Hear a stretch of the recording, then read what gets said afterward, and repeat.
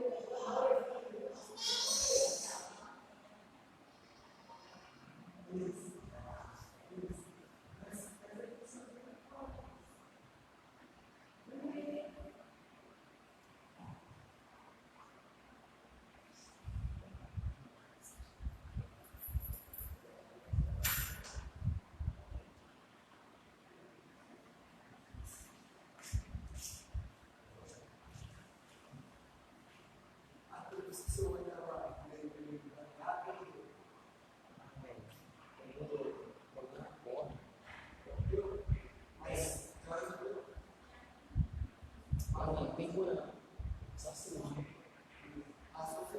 Só cirurgia. Mesmo assim, não vai mentir.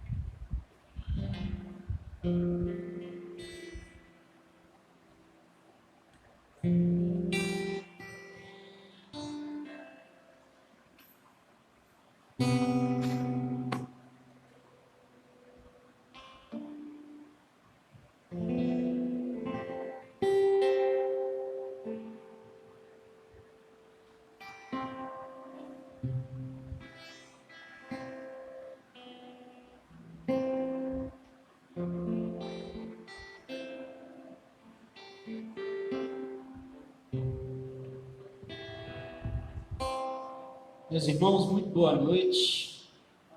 E boa noite a você também que nos acompanha aí pela internet. Nós temos alguns irmãos aqui conosco hoje. É um prazer muito grande a gente poder encontrar-se na presença de Deus para louvá-lo, adorá-lo, para buscá-lo em oração e entender que o nosso Deus é aquele que conhece todas as coisas, sabe tudo que temos passado e tudo que temos vivido. Nós vamos orar ao Senhor e buscar essa intervenção de Deus sobre nossa vida, sobre o povo brasileiro, sobre o mundo, sobre o momento em que nós estamos vivendo e passando.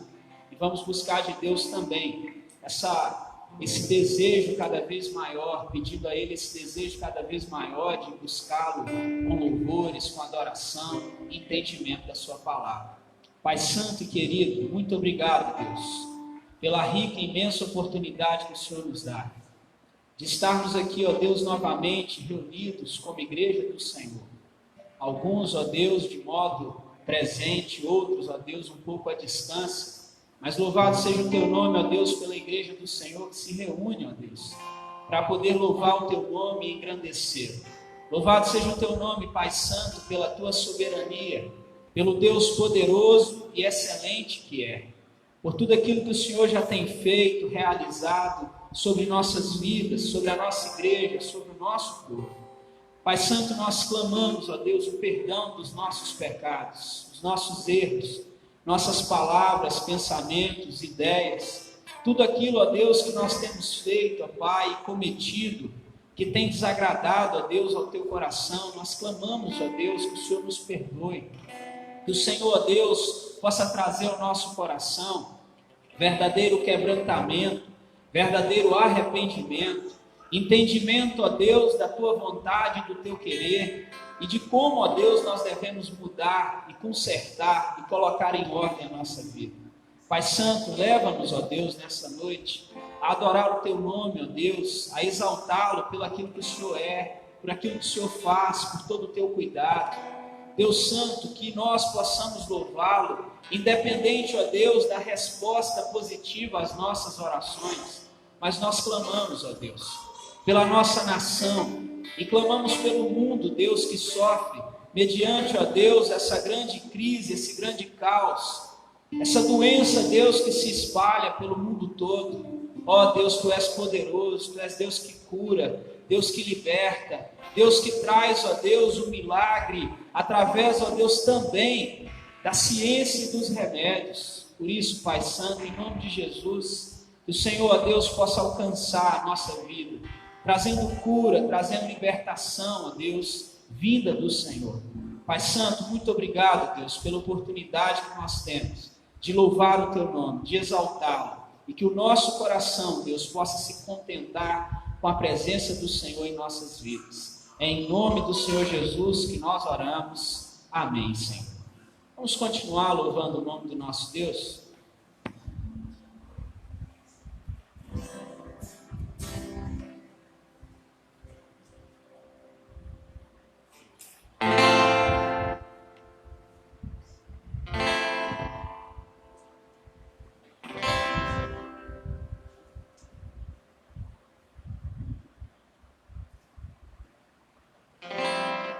Tão profundo, é tão imenso, encobre-nos.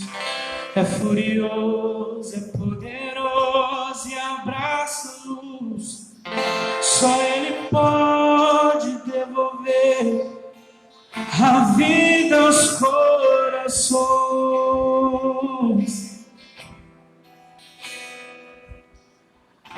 É tão profundo, é tão imenso, encobre-nos. É furioso, é poderoso e abraça-nos. Só Ele pode devolver a vida aos corações. Deus Santo, nós louvamos e agradecemos o Teu nome aqui neste lugar e em cada lado, Deus, aonde essa mensagem está sendo transmitida. E Deus, nosso intuito aqui nessa noite, Pai, é cantar e bendizer o nome do Senhor. E eu peço que o Espírito Santo esteja visitando cada lado, cada um de nós aqui, Senhor Deus, para que possamos, ó Deus, te convencermos de quem nós somos, de quem o Senhor é, e que possamos, ó Deus, ter esse tempo precioso na presença do Senhor. Então, Deus, que o Senhor se incline, Deus. Se incline os seus ouvidos, ó Deus, a essa cidade. Pois tantos lares, ó Deus, estão nesse instante, ó Pai, celebrando e bendizendo o nome do Senhor. Nesse tempo, ó Deus, em que nós clamamos por cura, ó Deus, nós clamamos pela misericórdia do Senhor. Que o Senhor se incline, Deus, e que o Senhor nos ouça, Pai, nessa noite. Em nome de Jesus é que nós oramos.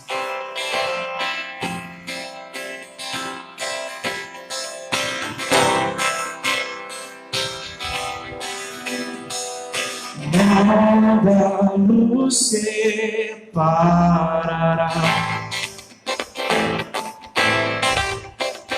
dos braços do teu grande amor. De longe ouvimos um amor que chama, paixão profunda, toda de graça se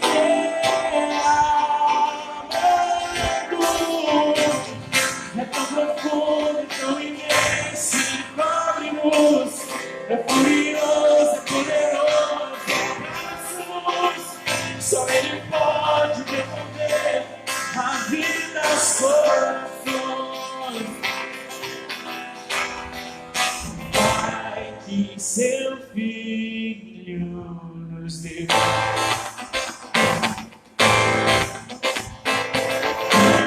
Que por todos morreu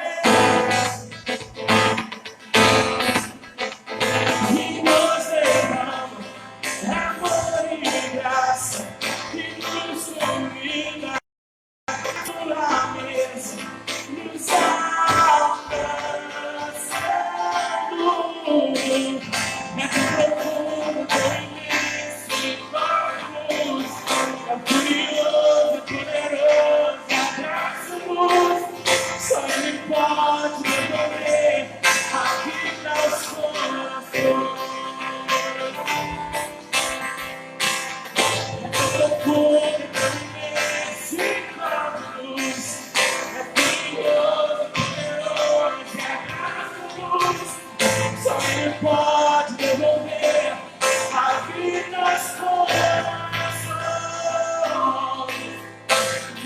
aos corações. Cobre-nos, é furioso, é poderoso e abraça-nos, só Ele pode devolver a vida aos corações. É tão profundo, é tão imenso e cobre-nos, é furioso, é poderoso e abraça-nos, só Ele pode devolver a vida aos corações.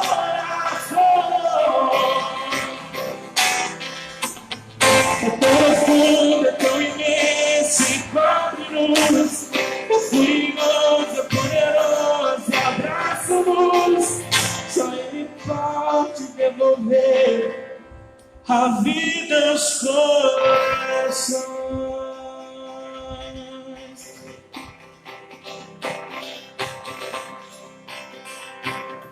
Nossas forças irão se renovar se esperarmos no Senhor, se esperarmos no Senhor. Nossas forças irão se renovar se esperarmos no Senhor, se esperarmos no Senhor. Nossas forças irão se renovar se esperarmos no Senhor, se esperarmos. Nossas forças irão se renovar se esperarmos. Se esperarmos no Senhor, ó Deus, Tu és a força que dás a esperança. Só Tu és eterno, Deus, Tu és eterno, Deus, que nunca deixar teus filhos. Tu és és o nosso defensor, o Deus Consolador, nos ergue quando estamos fracos. Nossas forças irão se renovar se esperarmos no Senhor. Nossas forças irão se renovar se esperarmos no Senhor Deus. Tu és a força que traz a esperança. Pois só tu és eterno Deus, tu és eterno Deus, que nunca irá deixar Deus filho. Tu és o nosso defensor, o Deus Consolador, nos ergue quando estamos fracos, pois só tu és eterno Deus, tu és eterno Deus, que nunca irá deixar teus filhos. Tu és o nosso defensor, o Deus Consolador, nos ergue quando estamos fracos.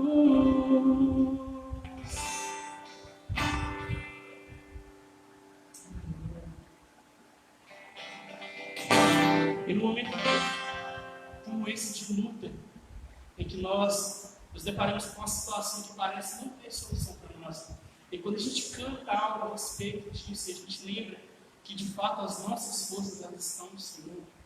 A nossa força não está na medicina ou na vacina que ainda vai ser descoberta. Ela não está no que o presidente da República irá decidir, que rumo a humanidade vai se tomar daqui para frente. A nossa força está no nosso Senhor.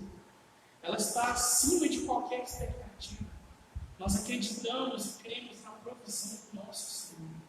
Isso traz uma certa alegria para o nosso coração, na verdade.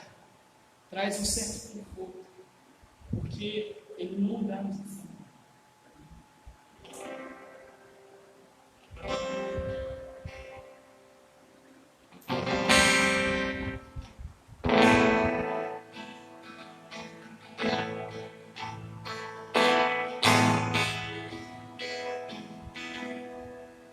O que tenho a não ser tanto amor em teu olhar, este mundo vai passar, mas com a verdade ficará.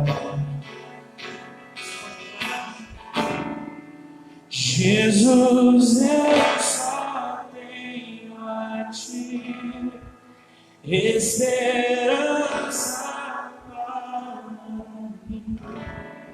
Se estou triste, minha fé está em ti. Tua mão sustenta os céus e sustenta meu viver.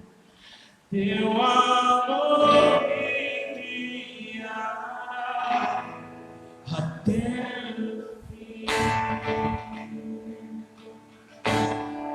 O que tem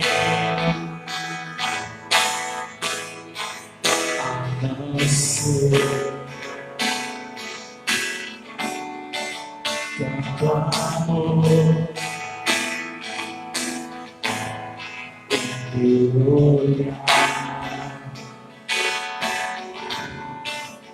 Este mundo vai passar, mas tua verdade se ficar.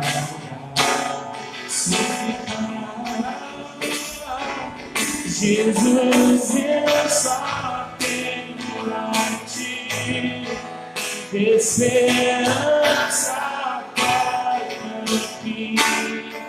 Se estou triste, minha fé está em ti.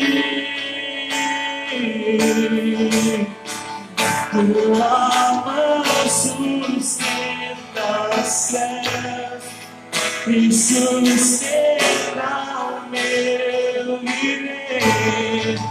Teu amor me guiará até o fim. Jesus, eu só tenho a ti, esperança para mim. Se sou triste, minha fé está em ti. Tua mão sustenta os céus e sustenta o meu viver. Teu amor me guiará até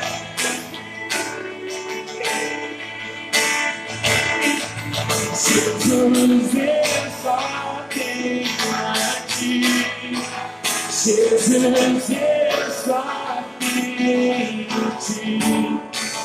Jesus, eu só tenho a ti. Jesus, eu só tenho a ti.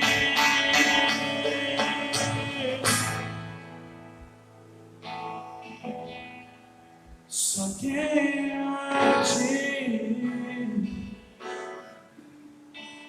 Só tenho a ti. Só tenho a ti.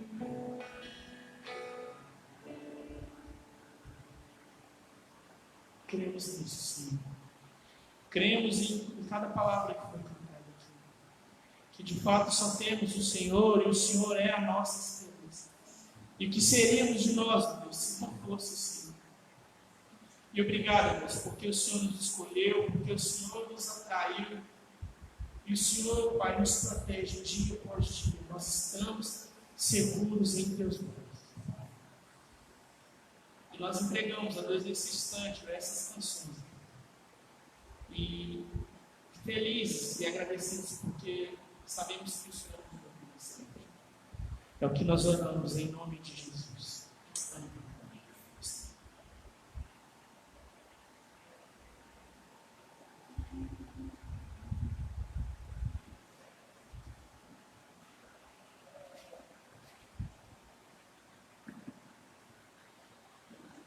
Meus irmãos, nós vamos meditar na palavra do Senhor, na carta aos Hebreus, capítulo 5.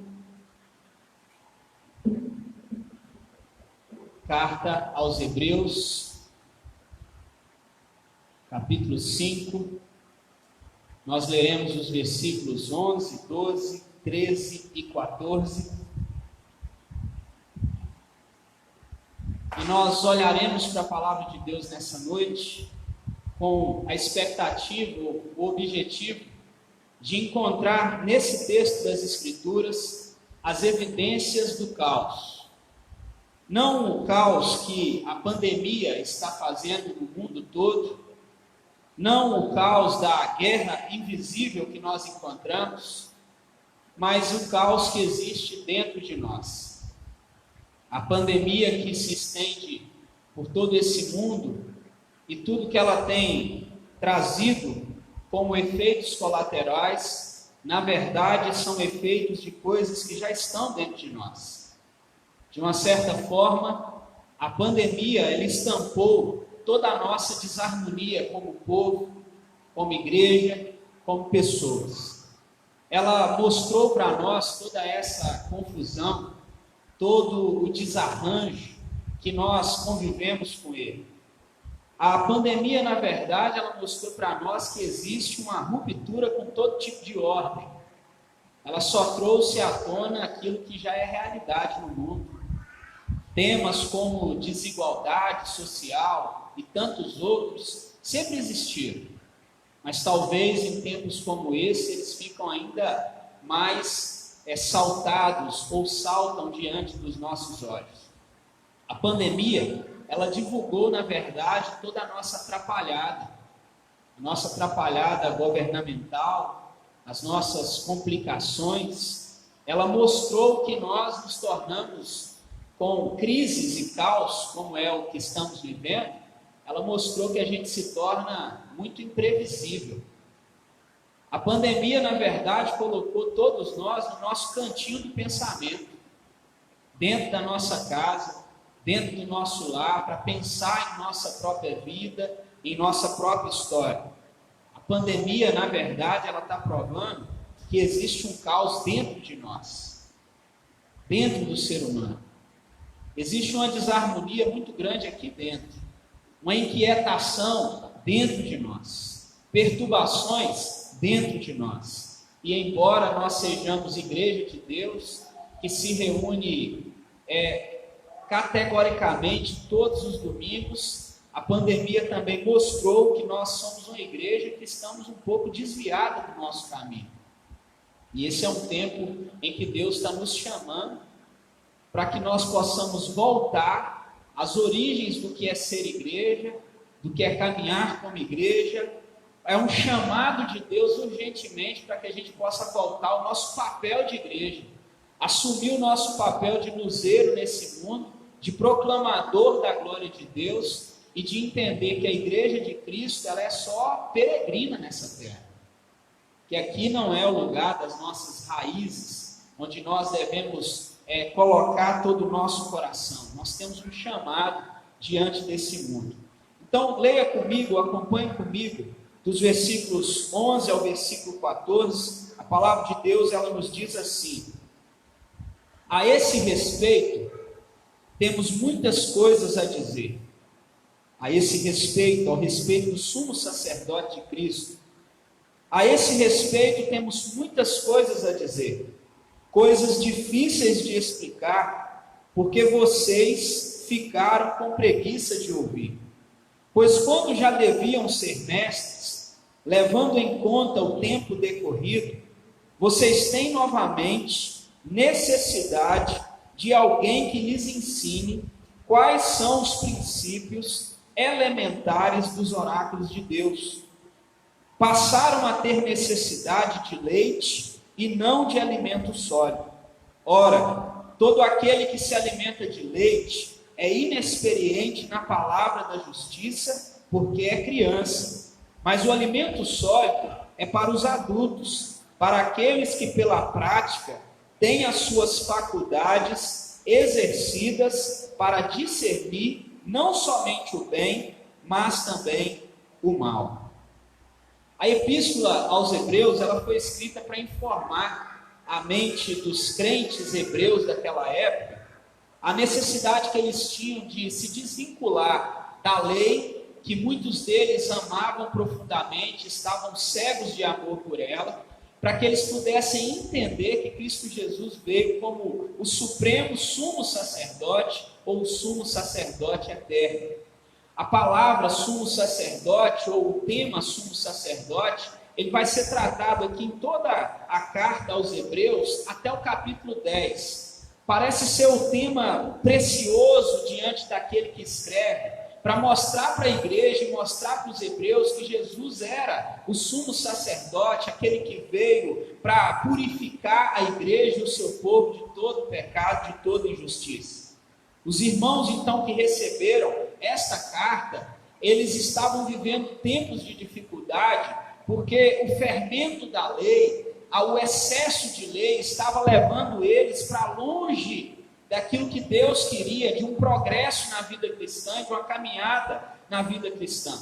Quando nós abrimos aqui no capítulo 5, você vai encontrar que ao falar sobre o sumo sacerdote, ou sobre o ofício de sacerdote, ele vai falar do versículo 1 ao versículo 3, sobre como era a natureza do ofício sacerdotal.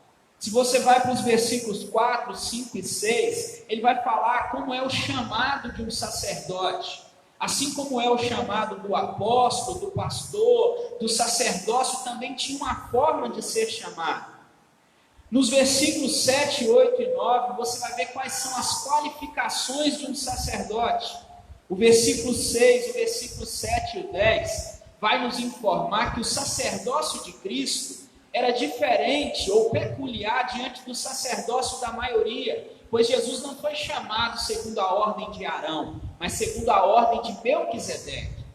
E quando nós olhamos para os versículos finais, 11, 12, 13 e 14, nós vemos aqui que o autor da carta aos Hebreus, ele censura os hebreus e fala com eles através de admoestação que eles deveriam ter tido progressos melhores na caminhada cristã e na vida cristã, que eles não tiveram. O autor, então, a carta aos Hebreus, aqui nesse capítulo 5, do versículo 8, 11 ao versículo 14, ele vai evidenciar que ele tinha muitas coisas a dizer a respeito do sacerdócio do Senhor Jesus Cristo. É o que ele afirma aqui no versículo 11, a esse respeito tem muitas coisas a dizer. E ele até diz, são coisas difíceis de explicar. Aí ele então continua dizendo, mas vocês ficaram com preguiça de ouvir. Vocês foram ouvintes negligentes, teimosos, e na verdade, ouvintes negligentes tornam a pregação do Evangelho algo muito difícil. Quando Tiago afirma para nós sermos ouvintes praticantes, e não somente ouvintes que ouvem e nada fazem, é o mesmo que o autor de Hebreus está dizendo, eu tinha muito para dizer para vocês, eu tenho mistérios para contar para vocês, mas vocês são difíceis de compreensão, porque vocês têm preguiça de ouvir. O autor de Hebreus está dizendo o seguinte, todas as vezes que vocês tiveram a oportunidade, vocês tiveram diante de vocês uma mesa farta de nutrientes, com todo tipo de alimento, com toda a nutrição necessária. Porém, o estômago de vocês se mostrou incapaz. O estômago de vocês, o organismo de vocês se mostrou incapaz de reter os nutrientes necessários para o crescimento. Vocês, é o que ele está dizendo, foram difíceis de digerir a boa palavra, ou aquilo que é difícil de ser escutado, difícil de ser explicado, vocês não conseguiram digerir. Então o autor da carta insiste que aqueles hebreus, o povo de Deus daquela época, eles estavam doentes espiritualmente, enfermos espiritualmente, mas não era só uma enfermidade espiritual, eles estavam vivendo uma enfermidade, na verdade, até pecaminosa. Olha só o que o texto diz para nós. Porque devendo já ser mestres pelo tempo, a essa altura, a esse ponto da vida, com o seu tempo de caminhada cristã, é o que ele está dizendo aqui, pois quando deviam ser mestres, versículo 12, ele está dizendo, a essa altura, vocês ainda estão precisando que vos ensine os primeiros rudimentos, aquilo que é básico na vida cristã, aquilo que é básico no Evangelho, vocês estão ainda necessitando das primeiras lições. Quando vocês já deviam ser pessoas que ensinariam outros, vocês ainda estão precisando ser ensinados. O autor então de Hebreus está dizendo, a essa altura, o que se esperava desses irmãos que receberam essa carta é que, em termos de capacidade, em termos de habilidade, em termos de condições, eles seriam pessoas capazes de doutrinar outras pessoas, de discipular outras pessoas, de fazer com que outros irmãos pudessem andar lado a lado com eles e aprender deles, sendo imitadores deles, como eles eram imitadores de Cristo Jesus. Mas quando nós olhamos para esse texto, o autor da carta aos Hebreus traz para nós pelo menos 4 evidências muito importantes aqui. A primeira evidência é que parece que Deus anota o tempo e todo o recurso que a gente teve à nossa disposição para obter o conhecimento das Escrituras. Ele deixa evidente que é como se Deus, ele vigiasse e anotasse os anos que eu tenho de caminhada cristã e todo o recurso que ficou disponível diante da minha vida, todos os sermões que eu ouvi, todos os estudos bíblicos, todas as aulas de escola dominical, é como se Deus ele anotasse tudo isso para dizer a nós que nós já temos tempo suficiente de sermos mestres. Aqui parece muito ou lembra o tempo de formação de um universitário, de alguém que estudou o suficiente para se tornar um bacharel, e estudou mais um pouco e se tornou um mestre, estudou mais um pouco e se tornou um doutor. É como se o autor de Hebreus estivesse dizendo que aqueles irmãos já tinham tempo de caminhada suficiente para serem bacharéis, para terem um mestrado, para terem até mesmo um doutorado. A segunda evidência que a gente encontra aqui nesse texto, muito clara para nós, é que o autor da carta aos Hebreus evidencia diante daqueles irmãos que aqueles que muito recebem, também muito se espera deles. Confirmando o que diz Lucas 12, versículo 48, a quem muito é dado, muito será exigido, a quem muito é confiado, muito será pedido. Terceira evidência que nós encontramos aqui é que o autor do texto evidencia que aqueles que têm uma boa compreensão do Evangelho, aquelas pessoas que já foram expostas à palavra de Deus tantas e tantas vezes, de tantas e tantas maneiras, já ouviram tanto da palavra de Deus, eles deveriam ser mestres de outras pessoas, se não no sentido público, como professores, como pastores, como ministros de Deus, pelo menos em particular, eles deveriam ser mestres. E essa evidência, ela fala muito para nós, ou toca num ponto particular do nosso tempo. Esse tempo em que a maioria de nós, famílias da igreja, estamos ficando em casa, louvando em casa, adorando em casa e lendo as Escrituras em casa junto com a família, nós temos encontrado homens e mulheres cristãos que têm anos de bagagem e vida na igreja, que estão com dificuldade de conduzirem um momento devocional dentro de casa, que têm dificuldade de ler a Bíblia com a família e tirar daquele texto ensinamentos. Gente com bagagem, com tempo de caminhada, que está com dificuldade de conduzir um culto doméstico, de levar a sua família à adoração, ao louvor, à condução da vida com Deus. O autor desse texto, ou desta carta, deixa muito evidente que nós devemos também só assumir a posição de ser mestre se nós verdadeiramente tivermos progresso na vida espiritual. Muitos querem ser mestres sem terem progredido. Muitas pessoas querem pular etapas e já começar a ser aqueles que ensinam, e ser aqueles que conduzem, e serem aqueles que discipulam, mas eles não estão preparados. E a falta de tato, a falta de capacidade de muitos homens, inclusive até líderes dentro da igreja, em conduzir a própria família a momentos de adoração, de ensinamento bíblico, sem o auxílio pastoral, deixa muito evidente que, no mínimo, a gente vive um tempo onde nós temos muitos crentes com déficit de atenção, com déficit de aprendizado, com déficit de conhecimento. Mas não é o déficit que vem de algo biológico, de algo espiritual.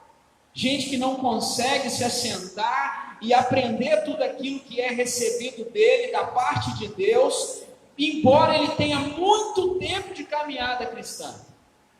Ele não conseguiu extrair os nutrientes, ele não conseguiu absorver nada, ele não conseguiu ter o aprendizado necessário para o seu tempo de caminhada.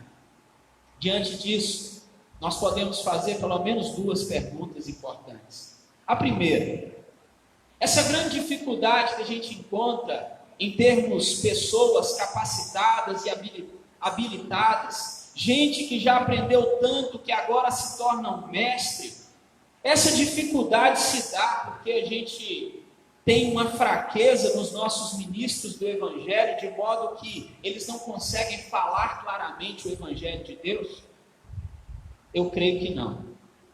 Nunca houve um tempo, talvez, em que nós temos ministros da palavra, ministros do Evangelho, que têm capacidade de falar para nós de forma tão clara, de forma tão objetiva, de forma tão direta e de forma tão simplória. A segunda pergunta que a gente então faz: será que essa dificuldade existe por falta de conteúdo substancial? Será que falta conteúdo suficiente para o nosso crescimento e o nosso progresso na vida cristã? Creio que também não. Nós temos diante de nós, crentes, servos de Deus do século 21, inúmeros, excelentes, quase que inesgotáveis conteúdos substanciais, através de diversos canais, milhares de livros, congressos e mais congressos, muitos desses transmitidos ao vivo. Nesse exato momento, nós temos milhares de igrejas transmitindo suas programações, apresentando às pessoas conteúdo substancial, recurso suficiente para esta altura da vida, de caminhada cristã, nós termos progresso, nós termos uma boa condição, nós termos a condição de sermos aqueles que conduzem a nossa família ao crescimento espiritual. Eu conversava hoje à tarde, com o pastor André Mendes, criado, nascido, vivido em Guiné-Bissau, que veio para Valadares e se formou em teologia aqui, voltou. Nós temos o presbítero Christian que está lá com ele agora. E hoje à tarde eu perguntava para ele como que estão as coisas lá em Guiné, no sentido do isolamento social, no sentido da quarentena, no sentido de tudo que está acontecendo. E eu gostaria de ler a resposta dele, pois ela é muito interessante para nós. Ele disse o seguinte: graça e paz, irmão Garanda. Por aqui, também já estamos sendo atingidos por essa situação de vírus. Mas essa questão de doença, isso não nos assusta. Aqui na África, nós já temos muitos doentes. Gente doente com malária, paludismo, febre amarela, muitas e muitas epidemias, e a gente levanta e anda só na graça.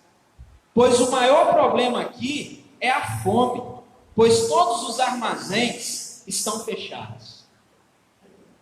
Gente que está passando o que nós passamos, mas que diz o seguinte: a gente levanta e vive pela graça, sem reclamação. Mas nós vivemos um tempo onde muitos dos cristãos que não estão tendo condições de irem ao prédio onde nós nos reunimos como igreja para adorar a Deus, estão vendo em si a evidência de uma fé anêmica, de um cristão que não teve progresso, de alguém que tem mais temor de um vírus do que do autor da vida, que não só pode tirar a nossa vida, como diz as Escrituras, como até mesmo lançá-la no inferno. A igreja, o povo de Deus, esse organismo santo de Deus, é uma comunidade que a maioria das vezes, ou quase todo o tempo, reside no caos. A igreja de Cristo de verdade, ela vive dentro do caos. Ela vive o caos, e isso nós ouvimos do nosso Senhor Jesus Cristo, falando sobre a igreja dele vitoriosa e triunfante. E quando ele fala sobre a igreja vitoriosa e triunfante, o Senhor Jesus Cristo vai dizer o seguinte sobre a igreja dele: sereis perseguidos, sereis odiados, tereis aflições, mas tende bom ânimo. É o que ele diz sobre a igreja dele. A igreja avança e as portas do inferno não resistem. É o que ele diz sobre sua igreja.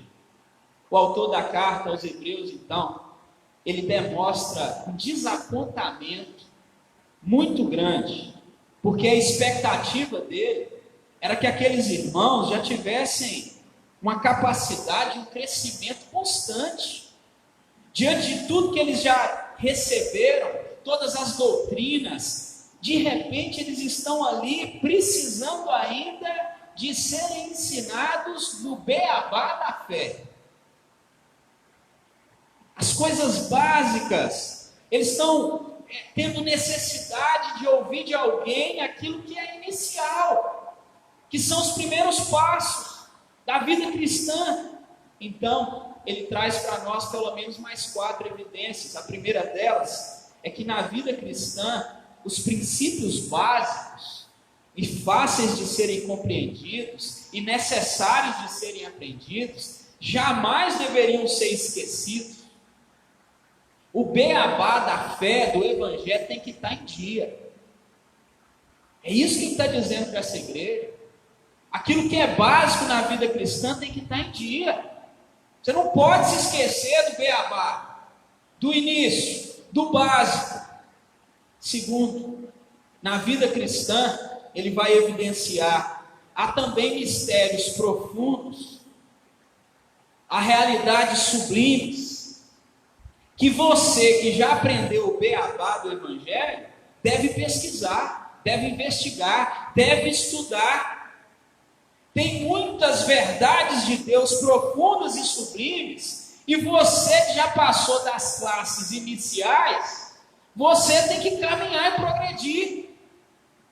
Tem muito crente e muitos cristãos com 10 anos, 15 anos, 20 anos de igreja, que ainda está no maternal da vida espiritual. Gente que está no berçário, gente que quer ouvir as primeiras histórias ainda. Ele quer saber de como tudo começou. Até hoje ele tem 10, 15, 20 anos de igreja e ele não crê profundamente que tudo começou pela ordem da palavra de Deus, dizendo: haja luz e houve luz. Ele também evidencia aqui que na vida cristã, muitos dos que se achegaram à fé, em vez de avançarem à medida que os anos passam, em vez de crescerem à medida que os anos passam, em vez de progredirem à medida que os anos passam, o que acontece com ele é que eles retrocedem e se esquecem até daquilo que é básico. Ter que repetir para um cristão de 10, 15, 20, 30 anos de igreja que ele tem que ler a Bíblia e orar todo dia, isso é básico. De alguém que crê em Deus, de alguém que tem as Escrituras como única regra de fé e prática, de alguém que ama Jesus acima de todas as coisas. Isso é básico para a vida de alguém que entendeu que Jesus é o autor e salvador da sua vida. É básico. Gente que precisa, ou somente ora e lê a Bíblia quando vai ao prédio que nós chamamos de igreja.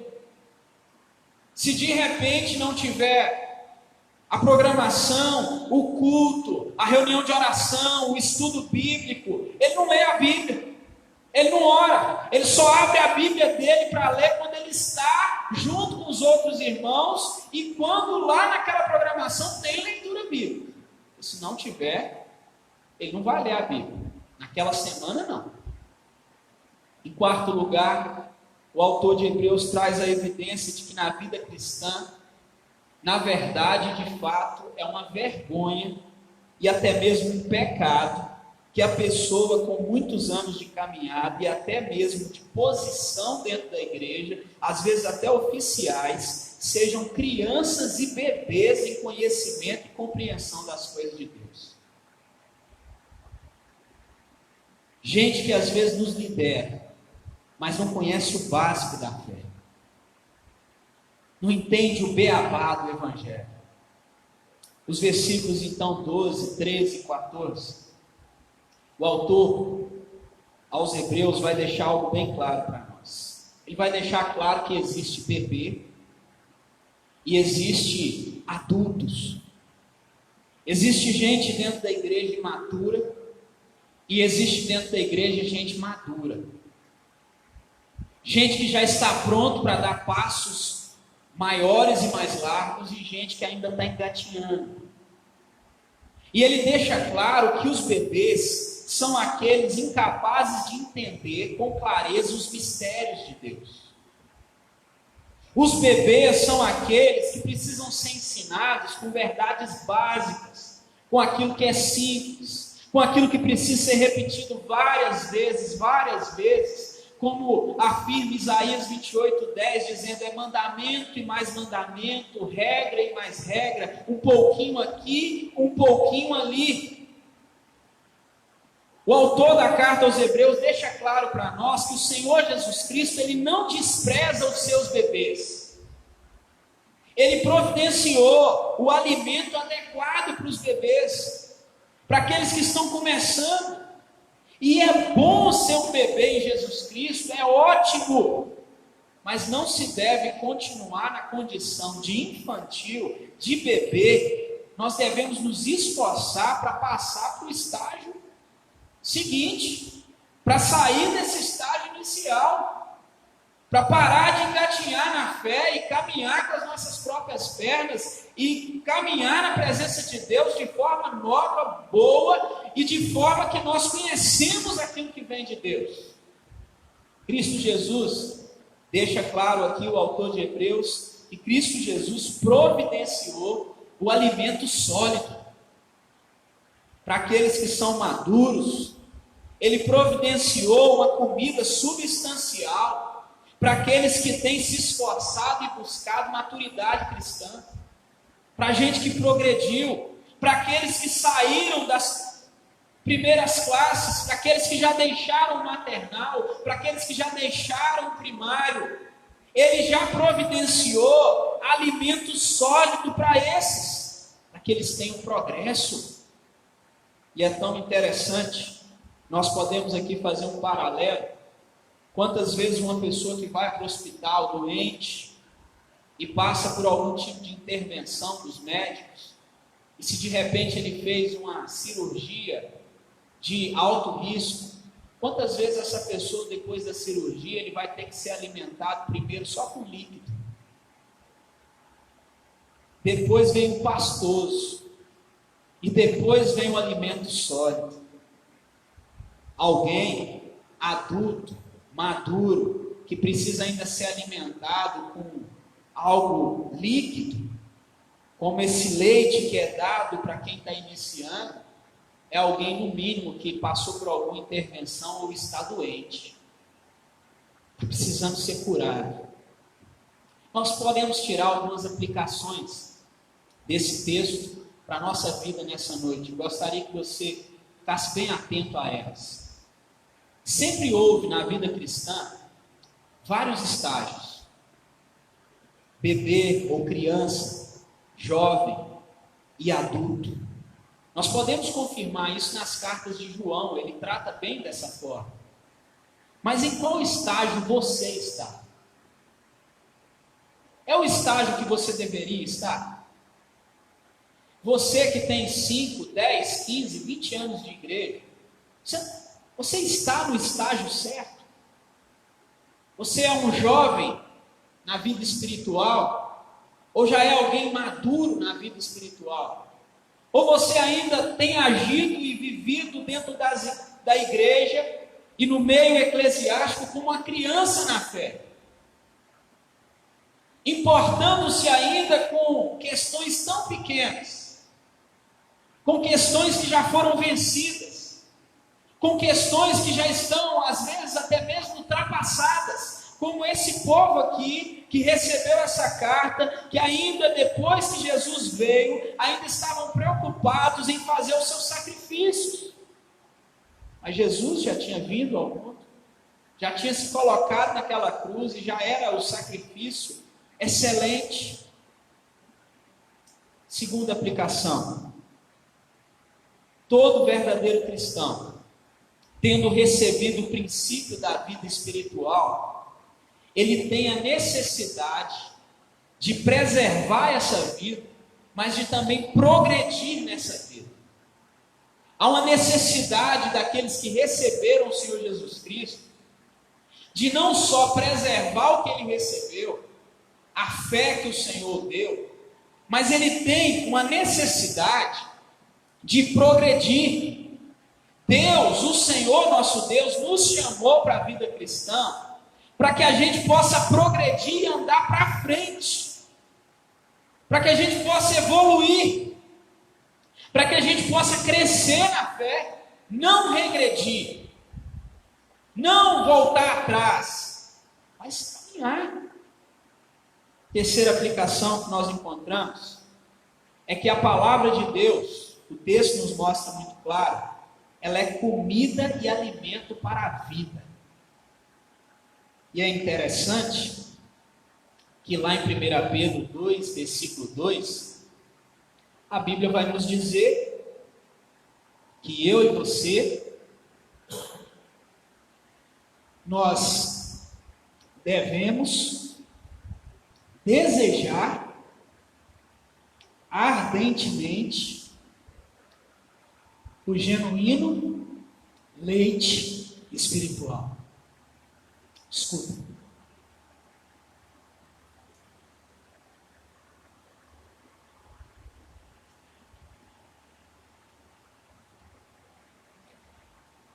A palavra de Deus então vai nos dizer que a gente tem que ter esse desejo.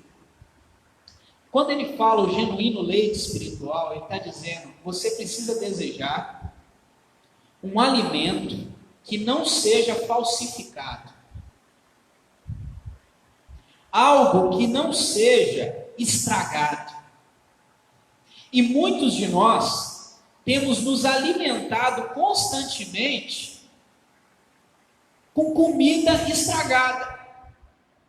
Não é alimento espiritual. Não é algo que é o genuíno leite espiritual. Quantos de nós abraçamos ideias teológicas complicadas e erradas, até mesmo antibíblicas? Então, 1 Pedro 2,2 vai dizer: desejar ardentemente, de todo o seu coração, o alimento que vem de Deus. A quarta aplicação que nós encontramos aqui é que é responsabilidade nossa, os ministros de Deus, do Evangelho, de dividir corretamente a palavra da verdade. E é responsabilidade dos ministros, dos mestres, entregar o leite a quem é bebê e o alimento sólido a quem é maduro. Então, os ministros de Deus têm essa responsabilidade de saber quem deve se alimentar com leite e quem deve se alimentar com aquilo que é sólido. E o autor de Hebreus entendeu que esses irmãos, embora tivessem muitos anos de caminhada, eles não podiam receber o alimento sólido. Tinha que receber ainda leite, porque eles eram ouvintes preguiçosos, negligentes. Ele não podia compartilhar com eles da beleza do Evangelho, do Redentor, do Salvador, desse sumo sacerdote. Nós podemos então entender que o Senhor Jesus Cristo, nosso sumo sacerdote eterno, providenciou para nós tudo o que é necessário para que nós cristãos do século 21 estejamos habilitados, preparados e capazes de sermos proativos, perseverantes e fortes em um tempo de pandemia e isolamento social. O Senhor Jesus Cristo, Ele providenciou todo o ensinamento para que nós sejamos plenamente habilitados para convivermos sem o ajuntamento da igreja durante esse período, preservando a nossa fé, progredindo na vida cristã. E mesmo não tendo hoje as plenas condições de nos reunirmos de forma pública, todos juntos, o Senhor Jesus providenciou tudo que é necessário para a gente continuar crescendo na fé.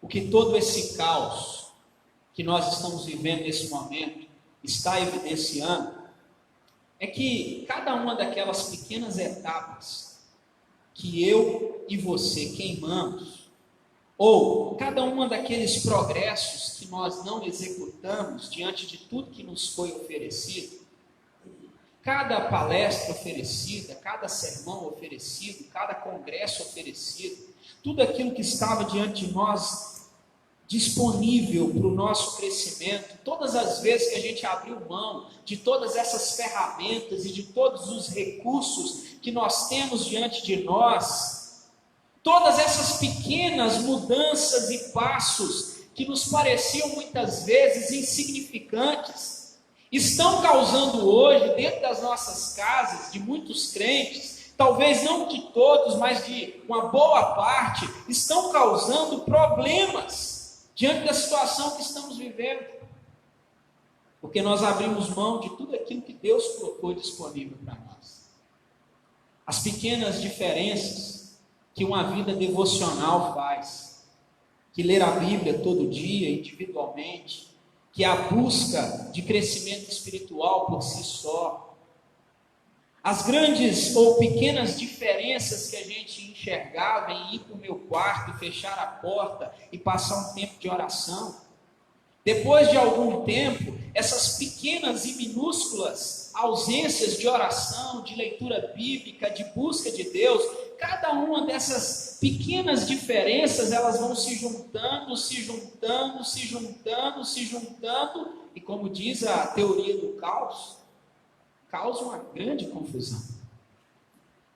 Porque agora que nós precisamos estarmos fortalecidos, alimentados, diante da situação de calamidade em todo o mundo, muitas vezes a gente se encontra numa calamidade espiritual, sentindo-nos incapazes, muitas vezes, de conduzir até a nossa família a vida diante de Deus sem a rotina eclesiástica, dependentes demais de tudo que nos era oferecido, do pastor que é pago para fazer aquilo, do irmão que é pago para fazer o outro. O que todo esse caos do nosso tempo tem evidenciado é que Deus está chamando a igreja dele. Está chamando a igreja e cada cristão de forma individual para um arrependimento. O Senhor Deus está chamando a igreja dele urgentemente para reassumir o papel de ser luzeiro nesse mundo. Para assumir o papel de ser mestre dos outros. De sermos proclamadores do Evangelho do Senhor Jesus Cristo. O que todo esse caos evidencia é que muitos deste mundo, e até mesmo cristãos, estão confiando a sua saúde a todos os cuidados que ele está tomando. Muitos cristãos estão confiando a sua saúde a todo tipo de cuidado higiênico que ele está fazendo. Ele está confiando a saúde dele a cada vez que ele usa o álcool em gel, ou lava as suas mãos com sabão, ou usa máscaras, ou ao tempo que ele se afasta das pessoas. Compreenda. tudo que está acontecendo, o lavar das mãos, o cuidado que nós devemos ter, isso tudo é importante. Essas precauções são importantes. Agir com sabedoria nesse tempo é importante, é sábio. Comer bem, fazer atividades físicas, cumprir esse hábito de sermos mais higiênicos constantemente, e talvez nós jamais descuidaremos disso de novo. É tudo importante. Entretanto, nós, como igreja de Deus, precisamos reafirmar que o Senhor sobre a vida e a morte é o nosso Deus. Não é um vírus. Quem dita se eu vivo ou se eu morro é Deus. E seja através do vírus, através do acidente, através de outro tipo de doença, é Deus. É o nosso Senhor. Os meus planos e os seus planos de 2020 talvez pareçam todos frustrados, não é verdade? A viagem que você planejou, talvez as férias escolares com os filhos no mês de julho. Muitos sentem-se frustrados porque tiveram que cancelar casamento, aniversários, festas, encontros, cursos que começariam a fazer, sonhos que estavam sendo cumpridos. Mas as nossas frustrações têm muito mais a ver com o Salmo 33:10. O Senhor desfaz os planos das nações e frustra os intentos dos povos. Tem muito mais a ver com Provérbios 16:1. O coração do homem pode fazer planos, mas a resposta certa dos lábios vem do Senhor. Tem muito mais a ver com Tiago 4, versículo 15, onde diz: se o Senhor quiser, amanhã faremos isso ou aquilo, do que com o vírus. Tem muito mais a ver com se o Senhor quiser, se o Senhor quiser e se o Senhor quiser. E Ele quis, não é verdade? Ele não só quis, como Ele providenciou. Providenciou a nossa completa e evidente salvação em meio ao caos. E Ele providenciou isso há muito tempo. Através da pessoa do Senhor Jesus Cristo, nosso único e suficiente Salvador. O Senhor da igreja. Deus quis, e Ele providenciou através de Jesus Cristo e mostrou para nós a maior evidência que a gente pode ver diante do caos. A evidência do amor de Deus por nós. Jesus Cristo, vindo ao mundo e morrendo em nosso lugar. Vamos orar e agradecer a Deus por essas grandes e maravilhosas evidências que Ele nos dá, e de todas elas, a evidência de que o Senhor Jesus Cristo é aquele que veio para morrer no nosso lugar e nos tirar do caos em que nós estávamos envolvidos, que nos levaria certamente para o inferno, mas o Senhor nos resgata do meio desse caos e nos dá um lugar ao lado do Senhor Jesus Cristo, no céu, na glória, nesse tempo novo, nesse nova terra e nesse novo céu que nós tanto esperamos, desejamos e queremos. Vamos orar? Pai, muito obrigado, Deus, pelo grande privilégio que o Senhor nos dá, meu Deus, de podermos meditar na Tua palavra, de entender, ó Deus, que todo esse caos que nós estamos vivendo no tempo de agora tem, na verdade, ó Deus, colocado em evidência confusões que já existiam, Deus, na nossa vida, em maneiras que nós estávamos, ó Deus, nos comportando e vivendo distantes, ó Deus, daquilo que vem do Senhor. Mas, Pai amado e querido, nós nos arrependemos, Deus, de não termos progredido o tanto que deveríamos. Embora o Senhor coloque diante de nós uma mesa farta, e uma mesa com todos os nutrientes necessários para o nosso crescimento, perdoa-nos, ó Deus, por nossa falta de progresso, por muitas vezes não conseguirmos ser mestres, quando já é decorrido o tempo de ser mestres. Mas Deus, em nome de Jesus, venha ao encontro da igreja do Senhor. Muitos que estão dentro de suas casas agora. Muitos de nós, ó Deus, muitos irmãos que se sentem incapazes de sentar junto com a sua família para ler a Bíblia e orar, para compartilhar, ó Deus, um texto da tua palavra e extrair desse texto alguns ensinamentos. Ó Deus, mostra para cada um desses amados irmãos o quanto o Senhor já os habilitou e já os capacitou e já os preparou, Deus, no decorrer dos anos. Que Ele possa, Deus, se relembrar dos ensinamentos básicos da tua palavra e progredir, Deus, para a honra, a glória e o louvor do teu nome. Ó Pai Santo, nos ajude a ter o coração grato, porque o Senhor já nos tirou de todo tipo de caos. O Senhor já eliminou da nossa vida, Deus, todo tipo, ou a maior aflição, Deus, em que nós poderíamos viver. É uma vida nesse mundo sem o Senhor, sem a tua salvação, sem a presença gloriosa do Espírito Santo do Senhor na nossa vida, e sem a salvação que veio através de Cristo Jesus. Ó Deus, nos ajude a nos apropriar de todo esse bem, Deus, que o Senhor trouxe para nós e nos deu de forma tão amorosa, sendo evidências do teu amor, ó Deus, em meio a todo o caos em que nós vivemos. Louvado, engrandecido e exaltado seja o teu nome, em nome do Senhor Jesus que nós oramos. Amém.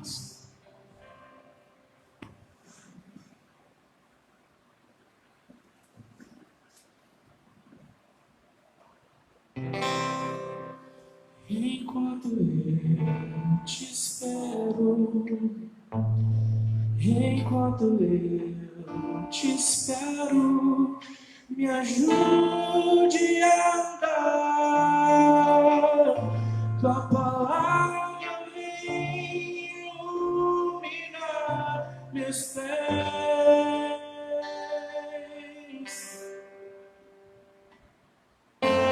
Enquanto eu te espero, enquanto eu te espero, me ajude a falar aquilo que queimou meu coração. Enquanto eu te espero, eu vou andar por essas ruas tortas a paz, que o anjo dela se abrirá pra escutar do canto e de quem é. Enquanto eu te espero, eu vou lembrar de convidar a todos a estar na grande festa em que estás e levar a noiva pra si.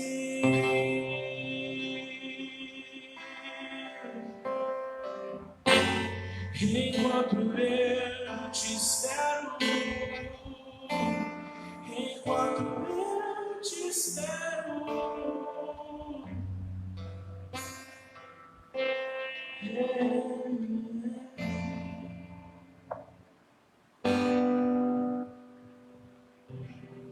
Que a graça de nosso Senhor e Salvador Jesus Cristo, o amor de Deus, nosso Pai, esteja sobre a vida de cada um de vós, povo de Deus, aqueles que estão aqui, estão espalhados por toda a face da terra, agora e pelos séculos dos séculos. Amém. Deus continue os abençoando.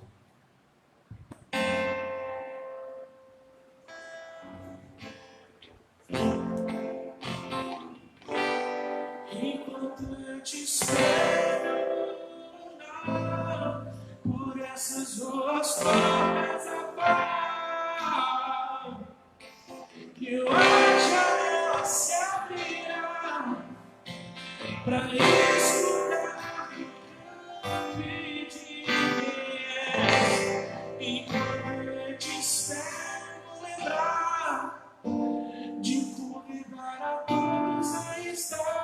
pra grande festa em que estarás e levará tua noiva pra